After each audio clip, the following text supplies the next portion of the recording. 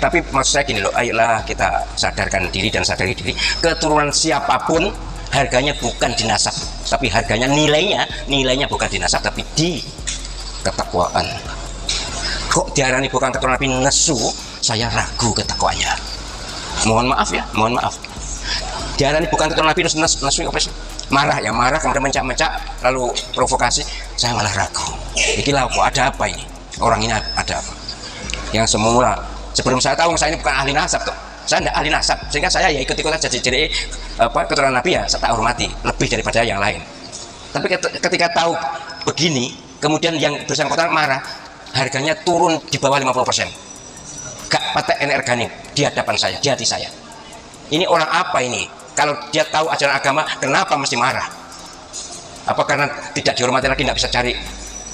Ada bisa bokoki mas. Dalam video tersebut, Profesor Dr. Kiai Haji Ahmad Zahro meminta dan menghimbau kepada orang yang selama ini mengaku sebagai keturunan Nabi agar supaya sadar dan harus menyadari bahwa kemuliaan itu nilainya bukan berada pada nasab atau keturunan siapa, tetapi nilainya berada pada ketakwaan.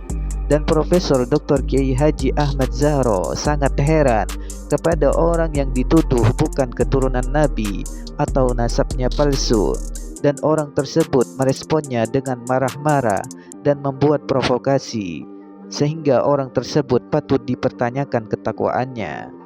Dan bagi Profesor Dr. Kiai Haji Ahmad Zahro, orang tersebut harganya turun di bawah 50%. Karena kalau orang itu mengerti agama dan dituduh bukan keturunan Nabi, seharusnya tidak marah-marah dan memprovokasi umat. Ya memang saya ada cerita dan melihat dengan mata kepala waktu kecil.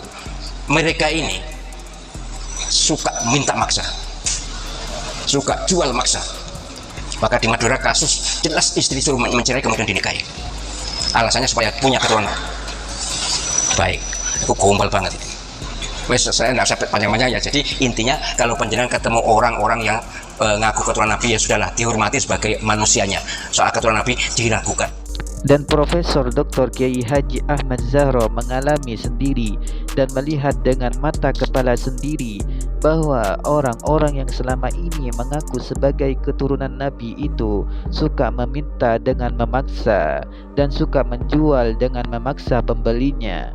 Dan parahnya lagi, sampai-sampai memaksa istri orang untuk menceraikan suaminya hanya untuk dinikahi oleh dirinya.